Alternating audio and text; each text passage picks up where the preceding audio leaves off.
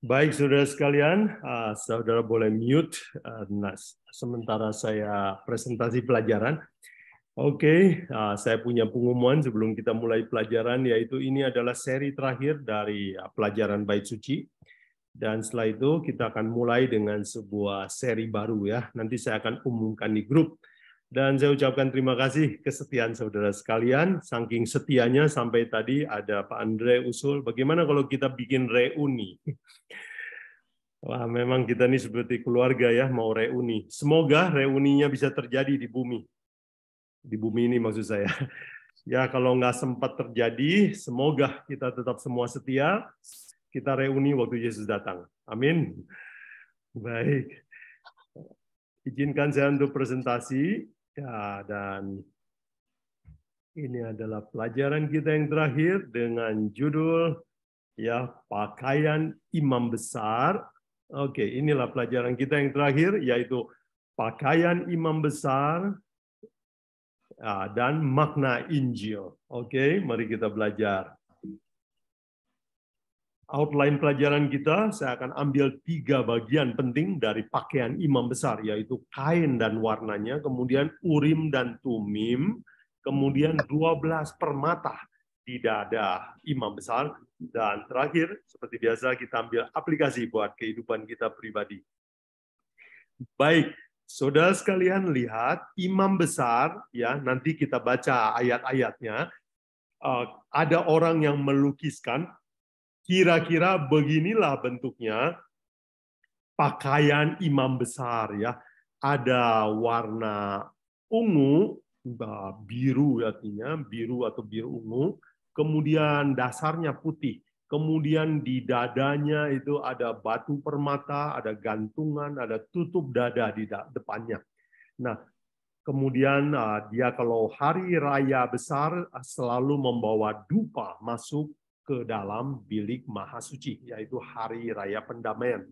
Nah, saudara sekalian, malam ini, hari ini kita akan memperhatikan 3 sisi penting, 3 bagian penting dari pakaian imam besar. Yang pertama adalah kain dan warnanya. Yang kedua adalah urim dan tumim. Yang ketiga adalah 12 permata di dada imam besar. Apa arti semua ini? Baik, mari kita belajar yang pertama, kain dan warna pakaian imam besar. Mari kita lihat, Tuhan suruh Musa untuk membuat baju imam besar dan petunjuknya sangat teliti ya. Keluaran 28 ayat 4. Inilah pakaian yang harus dibuat mereka. Tutup dada, baju efod, gamis, kemeja yang ada raginya, serban, ikat pinggang. Kemudian mereka harus membuat pakaian kudus bagi Harun abangmu, yaitu imam besar, dan bagi anak-anaknya, supaya ia memegang jabatan imam bagiku. Jadi petunjuk membuat baju ini sangat teliti. Pasti ada tujuannya.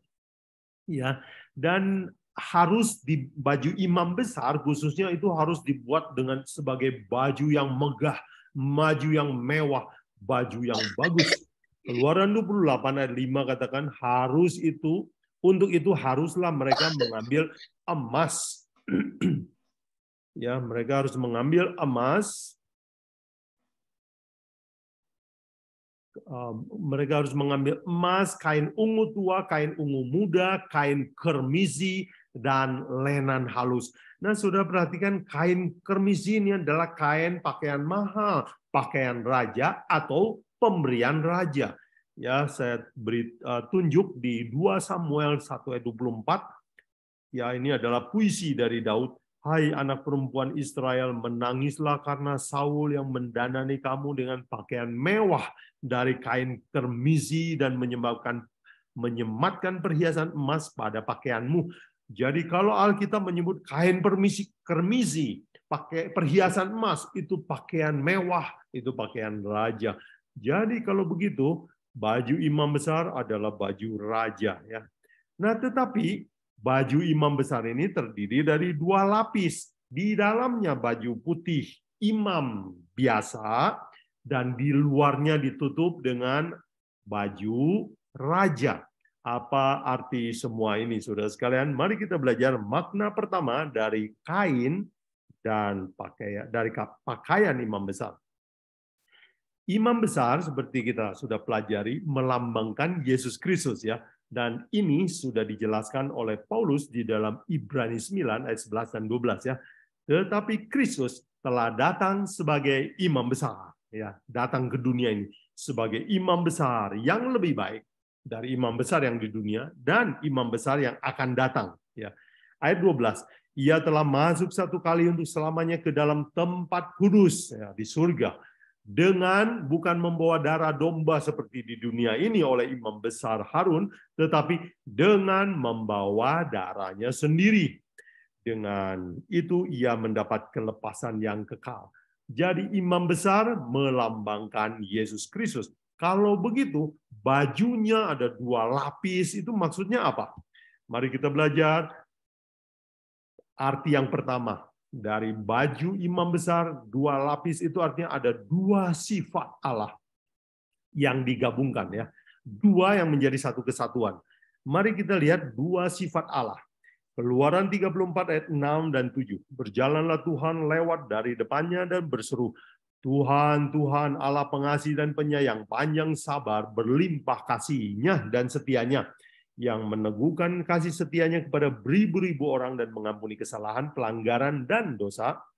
Saudara perhatikan yang kedua, tetapi, artinya sifat kebalikannya. Tetapi, tidaklah sekali-sekali membebaskan orang yang bersalah dari hukuman, yang membalaskan kesalahan bapa kepada anak-anaknya dan cucunya dan kepada keturunannya yang ketiga dan keempat. Jadi Alkitab mengatakan bahwa sifat Allah ada 2 ciri. Ciri yang pertama, dia adalah Allah yang panjang sabar, pengasih, penyayang. Sifat pertama adalah kasih. Dan sifat yang kedua adalah dia adalah Allah yang adil. Dia adalah Allah yang punya hukum. Dan dia adalah Allah yang harus menghukum orang yang melanggar hukum. Jadi 2 sifat ini adalah sifat Allah. Bukankah itu juga sifat dari ayah kita? Penuh kasih, tetapi dia akan marah kalau kita melanggar. Nah, saudara sekalian, mengerti kedua sifat ini akan membuat kita mengerti Alkitab lebih baik. Kenapa? Banyak orang yang hanya menyangka bahwa Allah itu kasih. Memang Allah itu kasih, tetapi mereka lupa bahwa Allah itu adil. Sehingga mereka sulit mengerti mengapa Allah itu marah, mengapa Allah menghukum, mengapa ada surga, mengapa ada neraka. Jadi, baju imam besar terdiri dari 2 lapis, artinya melambangkan 2 sifat Allah yang adalah satu kesatuan. Dan 2 sifat Allah inilah yang sanggup menjelaskan kenapa Yesus harus datang ke dunia ini dan mati, membayar upah dosa, yaitu maut di atas kayu salib.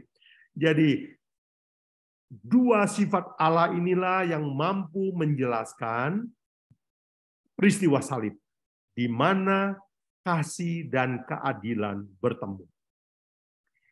Yang kedua, saudara sekalian, 2 sifat Allah ini mencerminkan 2 kodrat yang bersatu, ya, yaitu apa? Kodrat keilahian dan kemanusiaan. Paulus menjelaskan sifat Yesus ini, bahwa Yesus adalah ilahi yang manusiawi. Di dalam Kolose 1 ayat 19, dia tulis, karena seluruh kepenuhan Allah berkenan diam di dalam dia Yesus Kristus. Kolose 2 ayat 9, Paulus mengulang lagi. Dia katakan, sebab di dalam dialah berdiri secara jasmania seluruh kepenuhan kealahan. Jadi 2 kodrat menjadi satu kesatuan di dalam orang bernama Yesus Kristus. Jadi dengan kata lain, Yesus yang pernah lahir di Israel, yang pernah memilih 12 murid, yang pernah berjalan di atas kota Yerusalem, adalah manusia Yesus Kristus, tetapi dia adalah ilahi. Dia adalah Allah juga pada waktu yang bersamaan. Baik, itulah pelajaran pertama tentang 2 kodrat kealahan yang bersatu menggambarkan sifat Yesus Kristus. Mari kita sekarang lanjut dengan sifat yang kedua, pelajaran yang kedua dari pakaian imam besar, yaitu Urim dan Tumim.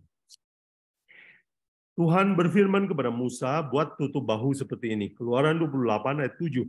Haruslah ada pada baju efod itu 2 tutup bahu yang disambung kepadanya dan nanti bisa digantung, namanya efod atau tutup dada. Jadi pada bahu ya harus ada namanya 2 tutup bahu.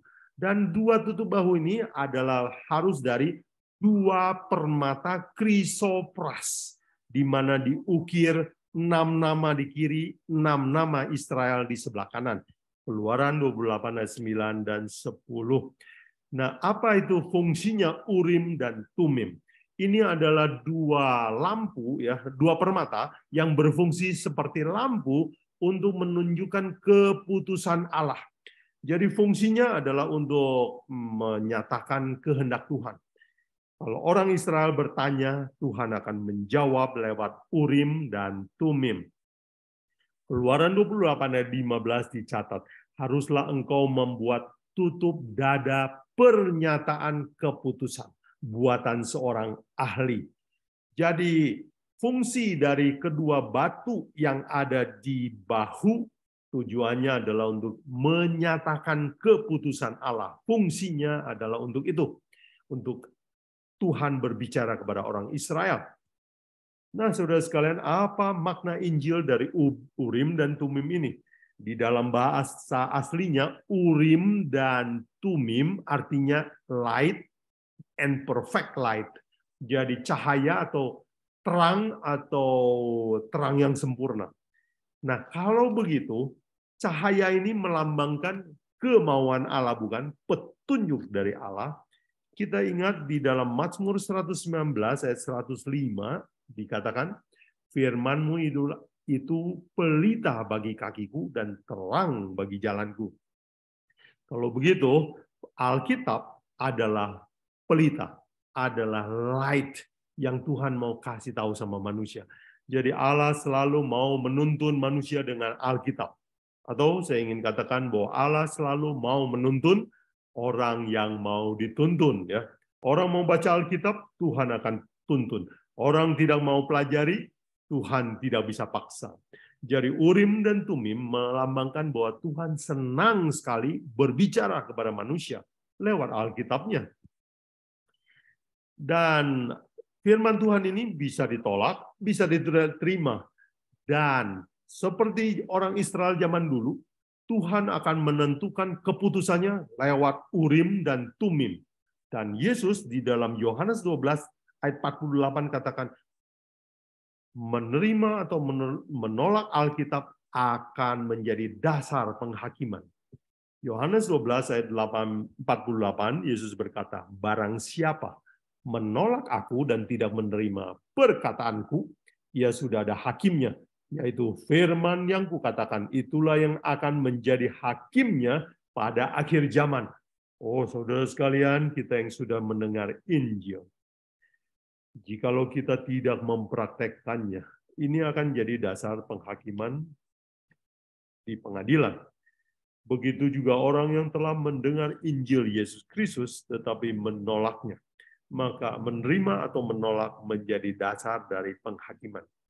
Jadi Urim dan Tumim melambangkan firman Tuhan yang akan jadi dasar penghakiman. Bagian yang ketiga kita akan belajar permata 12 buah. Ya. Di dalam Keluaran 28 ayat 16 sampai 20 dicatat bahwa permata itu harus 12, ya, 12 buah. Haruslah itu 4 persegi. Haruslah kau tatah, pahat, grafir itu dengan permata tatahan 4 jalur. Permata yaspis, merah, krisolit, malakit.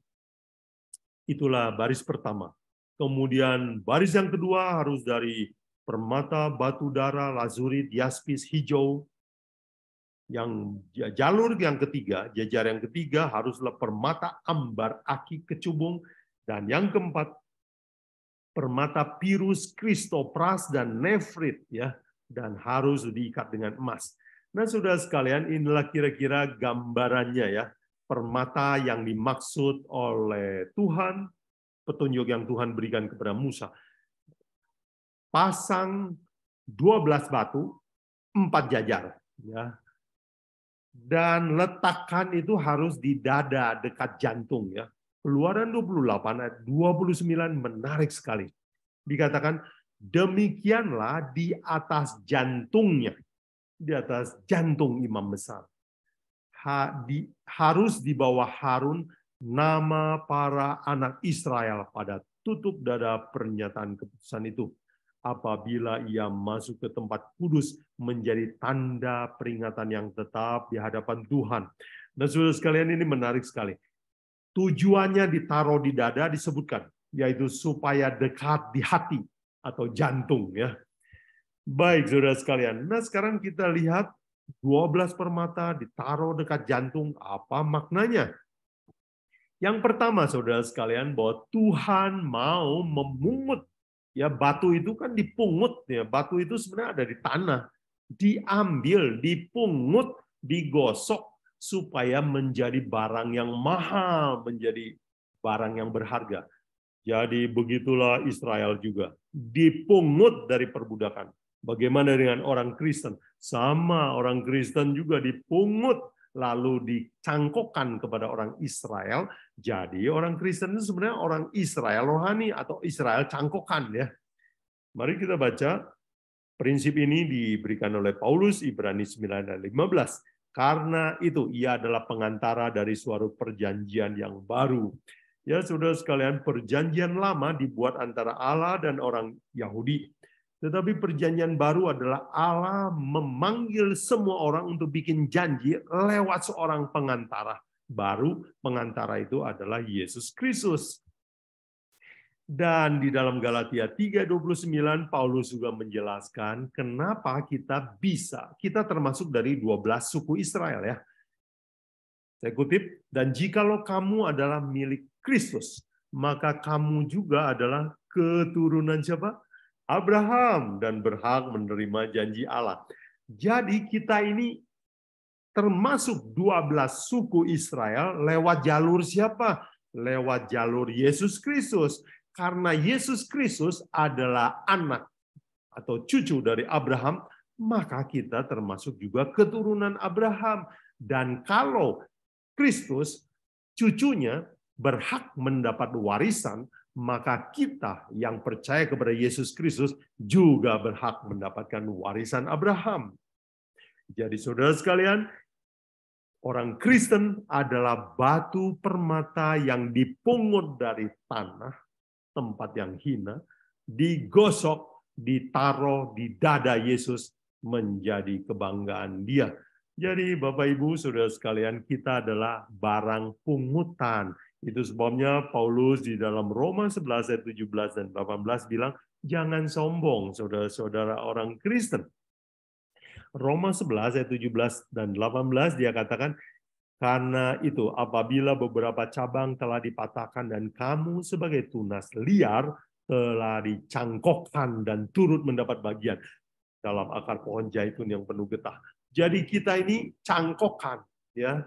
Pohon aslinya tetap Israel. Ayat 18 nasihatnya, janganlah kamu bermegah, ya. Jangan kamu sombong terhadap cabang asli. Jangan orang Kristen bilang saya nggak perlu perjanjian lama. Karena itu buat orang Israel, jangan kita bilang bahwa saya nggak mau 10 hukum, saya mau hukum kasih, saya mau hukum yang lebih baru. Jangan, karena Tuhan tidak membedakan antara Israel dan Kristen. Kristen adalah Israel cangkokan. Jangan sombong. Kemudian pelajaran yang kedua dari 12 permata ini adalah apa? 12 permata ini harus ditempatkan dalam satu kotak, ditaruh di satu dada, menjadi satu tubuh. Paulus, ini adalah sebuah pelajaran bahwa Tuhan merencanakan semua orang yang dipanggil jadi Kristen itu harus mengakui mau menjadi anggota gereja, menjadi satu tubuh. Jadi jangan jadi Kristen sendiri-sendiri, jadi Kristen di rumah sendiri ya, atau Kristen solo ya. Tetapi kita harus jadi Kristen yang grup ya, keluarga. Dan di dalam hidup berkeluarga memang kadang kita mengalami gesekan, tersinggung, ada orang yang bersikap kurang baik, tetapi ada rencana Tuhan untuk semua ini. Dan Paulus mengajarkan kepada kita di dalam Roma 12, 3-5 bagaimana hidup sebagai jemaat. Dia katakan, janganlah kamu ya memikirkan atau menganggap diri lebih tinggi dari orang lain. Ayat 4. Sama seperti satu tubuh, kita punya banyak anggota, tetapi tidak semua anggota punya tugas yang sama. Demikian juga, walaupun banyak adalah satu tubuh di dalam Kristus, tetapi kita masing-masing adalah anggota yang seorang terhadap yang lain. Jadi kita ini seperti badan ya, ada tangan kanan, tangan kiri. Jangan tangan kanan mau hidup sendiri, jangan kepala bilang saya yang mengatur semua, saya nggak perlu kaki. Bagaimana mungkin orang bisa jadi Kristen sendiri? Jadi Tuhan mau memanggil kita jadi orang Kristen, itu jadi satu keluarga besar. Dan ini adalah salah satu ajaran yang unik dari kekristenan. Kalau kita lihat agama lain, kebanyakan mereka tidak berkumpul. Agama itu masing-masing ya. Tetapi dalam kekristenan kita disuruh bersekutu, berkumpul, mengadakan ibadah bersama. Jadi satu kotak, satu dada, artinya menjadi anggota gereja dengan kepalanya, yaitu Yesus Kristus. Pelajaran yang ketiga adalah apa? Dengan 12 batu permata ini, yaitu permata itu dibentuk untuk jadi pengantin Yesus. Nah, kalau saudara perhatikan antara 12 permata yang ada di dalam Keluaran 28 itu diulangi lagi di dalam Wahyu 21 tentang Yerusalem baru. Itu sebabnya saya selalu mengatakan bahwa kunci untuk mengerti Wahyu adalah mengerti bait suci. Sebab Wahyu menggunakan istilah bait suci dan menggunakan urutan-urutan di bait suci. Orang yang tidak mempelajari bait suci akan sulit mengerti kitab Wahyu. Wahyu 21 ayat 9 dikatakan, maka datanglah ketujuh malaikat yang memegang ketujuh cawan itu dan penuh dengan malapetaka terakhir. Dia berkata, marilah ke sini, aku akan menunjukkan kepadamu pengantin perempuan mempelai anak domba, atau pengantin mempelai Yesus. Ya. Dan pengantin mempelai Yesus itu disebut Yerusalem baru. Dan Yerusalem ini diisi oleh segala permata. Kita lihat di Wahyu 21 ayat 19 dan 20 ya. Dan dasar-dasar tembok kota itu dihiasi dengan segala permata. Dan dasar permatanya disebutkan ya, ada 12 batu kalau saudara hitung ya. Yang pertama batu yaspis, yang kedua batu nilam, yang ketiga seterusnya, kelima, ke-6, ke-7, ke-8, ke-9, 10, 11, ke-12 batu kecubung. Jadi saudara lihat bahwa memang nama 12 Israel yang di baju imam besar itu melambangkan orang-orang yang akan diselamatkan menjadi pengantin bagi Yesus ya, menjadi istri dari Yesus yang akan diselamatkan di dalam kerajaannya. Jadi permata ini melambangkan kita, anggota gereja yang digosok, diasah untuk menjadi pengantin bagi Yesus supaya kita bisa masuk surga. Jadi inilah pelajaran yang ketiga, saudara sekalian. Nah, mari saya rangkumkan pelajaran yang kita bahas tadi. Pertama kita bahas pakaian. Pakaian melambangkan sifat Yesus, yaitu dia adalah Allah yang kasih, tetapi dia adalah Allah yang adil dan punya hukum. Yesus adalah Allah yang ilahi, tetapi dia sekaligus adalah manusia tulen beneran. Kemudian yang kedua, tadi kita sudah belajar Urim dan Tumim. Ya, itu artinya Allah mau berbicara kepada kita melalui firman-Nya. Dan firman Tuhan yang ditawarkan kepada kita akan menjadi dasar penghakiman. Berapa banyak yang kita tahu, berapa banyak yang Tuhan akan tuntut dari kita. Kemudian di bagian yang ketiga kita sudah belajar apa artinya 12 permata di dada imam besar.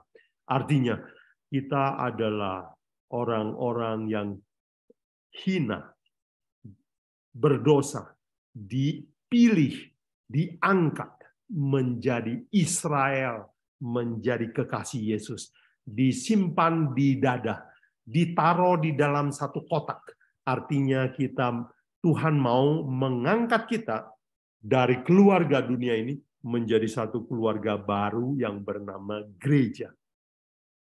Jadi saudara sekalian, inilah pelajaran tentang imam besar, pakaian imam besar yang bisa kita pelajari. Nah, sebagai penutup, izinkan saya untuk ambil aplikasi, yaitu ya, saya kasih judul dipahat untuk hari pengantin. Ya. Saya tahu bahwa banyak orang pada hari pengantin pakai permata ya. Mungkin itu adalah mutiara, mungkin itu adalah permata yang warna-warni, tetapi itu semua batu mutiara yang indah itu ternyata saudara sekalian harus dipahat ya. Coba saya lihat di internet. Wah, ternyata permata yang indah itu tadinya dari bongkahan batu begini ya, tidak terlalu menarik ya, kasar. Mungkin juga kalau kita injak dengan kaki kita tidak akan pungut ya, mungkin kita biarkan saja. Tetapi batu ini diambil kemudian dipotong. Setelah dipotong, diasah, digosok, dibuang bagian-bagian yang tidak perlu. Dan hasilnya, wow, permata yang indah sekali. Jadi permata indah ini adalah sebuah proses untuk dibentuk, dibuang, dikikis, dipahat. Nah, saudara sekalian, untuk masuk surga, untuk menjadi pengantin Yesus, kita harus buang juga ya semua bagian-bagian yang buruk dari hidup kita yang lama. Buang dosa besar. Saya kasih kutip dosa besar karena kita sebagian menganggap ini dosa besar ya. Kolose 3:5 Paulus katakan, karena itu matikanlah di dalam dirimu segala sesuatu yang duniawi, yaitu percabulan, kenajisan, hawa nafsu, nafsu jahat, keserakahan, yang sama dengan penyembahan berhala. Untuk dosa-dosa ini kita semua setuju bahwa ini dosa yang besar, ini dosa yang jahat. Alkitab katakan kalau kamu tidak buang ini, kamu tidak bisa dapat hidup yang kekal. Tetapi ini yang menarik perhatian saya dari tulisan Paulus. Paulus bilang, oh bukan cuma dosa besar yang harus dipahat dan digosok, tetapi buang juga dosa-dosa kecil. Apa ini dosa kecil orang Kristen? Kolose 3:8. Tetapi sekarang, buanglah semua ini, yaitu apa? Marah, geram, benci, fitnah, dan kata-kata yang kotor keluar dari mulutmu. Bapak, Ibu, Saudara sekalian, seringkali kita pikir, oh berzina adalah dosa yang besar, membunuh adalah dosa besar. Tetapi marah, membentak, memaki, kesal sama orang, tidak mau mengampuni, lalu kita sering mengumpat atau menggunakan kata-kata yang keras, kotor, nada yang tinggi dalam hidup kita sebagai orang Kristen. Paulus bilang apa? Buang juga dosa kecil ini, buang, gosok. Kalau kita mau jadi permata di dada Yesus. Jadi, saudara sekalian, sebagai penutup, inilah himbauan saya untuk menjadi permata di dada Yesus. Relakah saudara membuang semua tabiat burukmu? Tentu saja dengan kuasa dan pertolongan dari Yesus Kristus. Semoga pelajaran hari ini menolong kita untuk mengerti ya, betapa sayangnya Tuhan kepada kita. Dari batu dari orang yang berdosa, dari batu yang tidak berguna, dipilih, dipahat, ditaruh di dada Yesus. Suatu hari dia akan membawa kita menjadi pengantinnya, menjadi permata bagi dia di dalam kerajaannya. Semoga pelajaran pakaian imam besar ini menolong kita untuk hidup lebih suci dan menjadi cita-cita baru kita sekarang. Setelah kita percaya Yesus Kristus, tujuan kita berikutnya adalah menjadi serupa dengan Yesus Kristus dalam tabiat. Semoga dengan pertolongan Tuhan, hidup kita akan diubahkan olehnya. Mari kita tunduk kepala untuk berdoa. Bapa dalam surga, terima kasih. Kami telah belajar pakaian imam besar. Dan kami telah melihat betapa Tuhan merencanakan pekabaran tentang cinta Tuhan kepada kami. Tuhan ingin berbicara kepada kami, dan Tuhan ingin memungut kami menjadi kekasih, menjadi permata di hati Tuhan, untuk menyelamatkan kami di dalam kerajaan Tuhan. Jadikan. Tetapi kami adalah orang berdosa, batu yang hina, batu yang jelek. Tapi Tuhan mau membentuk, memahat kami. Relakan hati kami ya Tuhan untuk dibentuk untuk keindahan tabiat yang baru. Ampuni semua kesalahan kami. Bantu kami untuk buang dosa besar, buang dosa kecil. Supaya kami makin hari makin serupa dengan Yesus Kristus. Diberkati semua pendengar dan tolong kami di dalam tanya jawab. Terima kasih Tuhan telah mendengar doa kami dalam nama Yesus kami berdoa. Amin.